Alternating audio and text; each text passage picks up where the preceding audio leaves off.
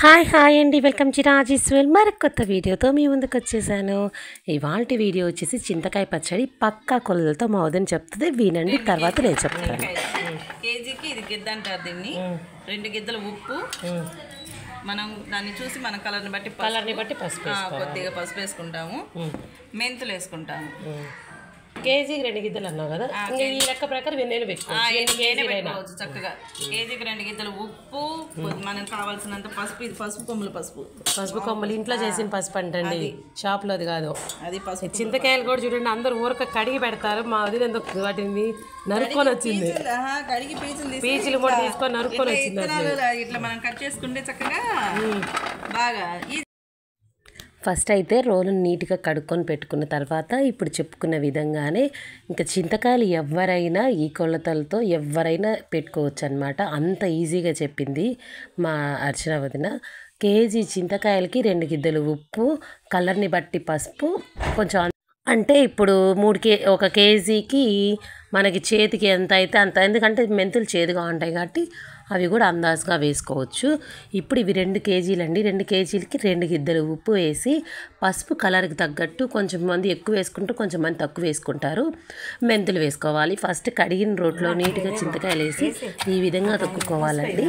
సంవత్సరం పాటు నిల్వ ఉండే ఈ చింతకాయ పచ్చడిని చాలా శుభ్రంగా అండ్ తడి చేయి తగలకుండా ఈ రకంగా చేసుకోవాలన్నమాట. మరి ఈ చింతకాయ పచ్చడిని 2 రకాలుగా చేసుకోవచ్చండి. పచ్చిమిరపకాయలు వేసుకొని, అంటే ఇది మగ్గాక మళ్ళీ 1 వారం రోజులు ఇట్లా ఇప్పుడు ఈ ప్రాసెస్ మొత్తం జరిగాక ఒక డబ్బాలో పెట్టుకొని మళ్ళీ తిరగదొక్కుతారనమాట. అదేంటి అంటే ఇత్తనాలైనా తీసేసి చేస్తారు. కొంతమంది ఏంటంటే ఇంక ఇప్పుడు ఇత్తనాలు కూడా తీయట్లేదు, అవి లోపల మగ్గి ఆ ఇత్తనాలు మోకాల గుజ్జుకి బాగా పనికొస్తున్నాయి అని చెప్పేసి ఆ ఇత్తనాలు కూడా తీయకుండా తిరగదొక్కకుండా ఫస్ట్ తొక్కేటప్పుడే చాలా మంచిగా నీట్గా బాగా మెత్తగా తొక్కేసుకుంటున్నారు. ఇంకా చూడండి, ఈ విధంగా చాలా జాగ్రత్తగా తడి అనేది ఆ దరిదాపుల్లో చుట్టుపక్కల తడి తగలకుండా, పచ్చడి తడి తగలకుండా చాలా నీట్గా తొక్కుకోవాలన్నమాట.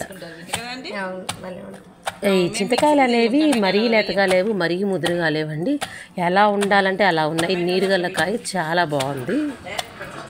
ఈ రకంగా 2 మనుషులు ఉండాలండి చింతకాయ పచ్చడి తొక్కేటప్పుడు.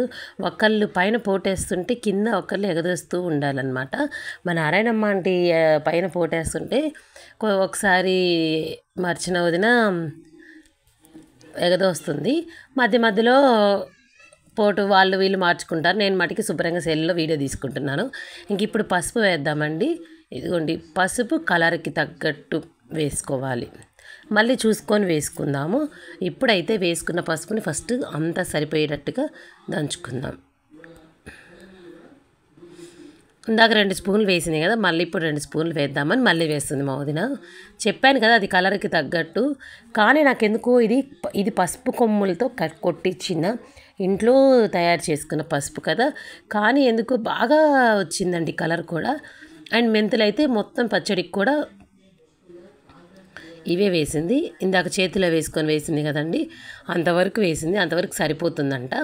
మళ్ళీ ఒక 5 నిమిషాలు దంచుకున్నాక ఇప్పుడు ఉప్పు చెప్పాను కదా, కేజీకి 2 గిద్దలు ఉప్పు, అంటే 2 కేజీలు చింతకాయలు 4 గిద్దలు ఉప్పు వేసేసింది.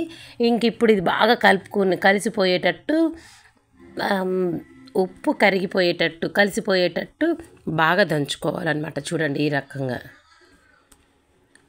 ఇదిగోండి ఈ రకంగా ఒకళ్ళు పక్క నుంచి ఎగేస్తుంటూ పక్క నుంచి ఒకళ్ళు పైన పోటేస్తుంటారనమాట.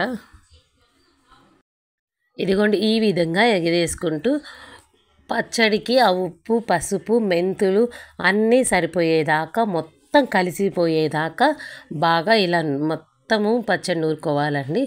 దీనికి ఇంపార్టెంట్ కొలతలు. ఇంకొకటి ఏంటి అని అంటే తడి అనేది అసలు లేకుండా చూసుకోవాలి. ఇదిగోండి మ్యాక్సిమం అయిపోయిందనమాట. ఇంక ఇప్పుడు దీన్ని మనకి దేంట్లో పెట్టుకోవాలంటే దాంట్లోకి, ఏ బాక్స్లో కావాలంటే ఆ బాక్స్లో కన్వర్ట్ చేసుకొని ఒక 1 వీక్, ఒక 10 డేస్ అట్లా ఉన్న తర్వాత మళ్ళీ తిరగదొక్కుతారు. అంతే అండి, పక్క కొలతలతో చింతకాయ పచ్చడి సంవత్సరం పాటు నిలువ ఉండేది. నెక్స్ట్ వీడియోలో పండు మిరపకాయలు సంవత్సరం పాటు నిలువ ఉండేది కొలతలతో చూపిద్దాము. మన ఛానల్ని ఫాలో చేయండి, మన ఛానల్ని సబ్స్క్రైబ్ చేసుకోండి. Bye bye.